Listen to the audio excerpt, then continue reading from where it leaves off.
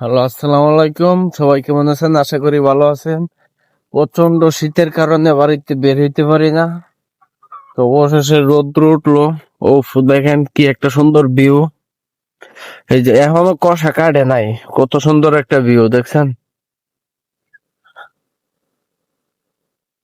3-4 দিন ধরে রোদ উঠে না। মানুষের যে চলাফেরা কত কষ্ট, আর যে শীত আর যে কুয়াশা, আগুন ছাড়া কিছু ভালো লাগে না। ওই যে দেখেন রোদ্রের মাঝে মানুষ বসে রয়েছে দাঁড়াপার, যে গরু ঘাস খাইতে আছে, মানুষের গরু দিয়ে গেছে। কত সুন্দর একটা ভিউ। যে এই পাশে এই যে একটা লোক যাইতেছে গরু দিয়া, অসাধারণ।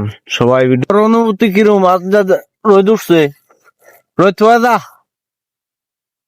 আয় আয় রোদ থোয়া যা, ফিরা চাইলেও আবার গেল গা।